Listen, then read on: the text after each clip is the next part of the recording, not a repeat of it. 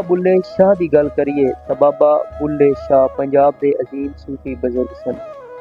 ਜਿਨ੍ਹਾਂ ਦੀ ਸ਼ਾਇਰੀ ਅੱਜ ਵੀ ਹਰ ਪੰਜਾਬੀ ਦੀ ਜ਼ਬਾਨ ਦੇ ਉੱਤੇ ਹੁੰਦੀ ਹੈ, ਚਾਹੇ ਉਹ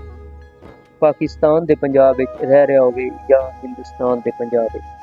ਇੱਥੇ ਮੈਂ ਬਾਬਾ ਬੁੱਲੇ ਸ਼ਾਹ ਦਾ ਇੱਕ ਆਪਣਾ ਪਸੰਦੀਦਾ ਸ਼ੇਰ ਤੁਹਾਡੀ ਨਜ਼ਰ ਕਰਨਾ ਚਾਹਾਂਗਾ ਕਿ ਬਾਬਾ ਜੀ ਫਰਮਾਉਂਦੇ ਨੇ ਕਿ ਫੁੱਲਾਂ ਦਾ ਤੂੰ ਅਤਰ ਬਣਾ, ਉਸ ਅਤਰ ਦਾ ਫੇਰ ਤੂੰ ਕੱਢ ਦਰਿਆ, ਉਸ ਦੇ ਵਿੱਚ ਤੂੰ ਰੱਜ ਕੇ ਨਾ, ਮੱਛੀਆਂ ਵਾਂਗੂ ਤਾਰੀਆਂ ਲਾ, ਫਿਰ ਵੀ ਤੇਰੀ ਬੋ ਨਹੀਂ ਮੁੱਕਣੀ, ਪਹਿਲੇ ਆਪਣੀ ਮੈਂ ਮੁੱਕ। ਯਾਨੀ ਇਹ ਸ਼ੇਰ ਬਾਬਾ ਜੀ ਨੇ ਉਹਨਾਂ ਲੋਕਾਂ ਦੇ ਬਾਰੇ ਕਿਹਾ ਹੈ ਜਿਹੜੇ ਹਰ ਵਕਤ ਇੱਕ ਗਰੂਰ ਔਰ ਤਕੱਬਰ ਵਿੱਚ ਰਹਿੰਦੇ ਨੇ ਔਰ ਕਹਿੰਦੇ ਨੇ ਕਿ ਮੈਂ ਹੀ ਮੈਂ। ਤਾਂ ਬਾਬਾ ਜੀ ਫਰਮਾਉਂਦੇ ਨੇ ਕਿ ਇਹ ਬੋ ਤੇਰੇ ਅੰਦਰ ਦੀ ਉਦੋਂ ਤੱਕ ਖਤਮ ਨਹੀਂ ਹੋ ਸਕਦੀ ਜਦੋਂ ਤੱਕ ਤੂੰ ਉਸ ਆਪਣੀ ਮੈਂ ਨੂੰ ਨਾ ਮਾਰ ਲਵੇ।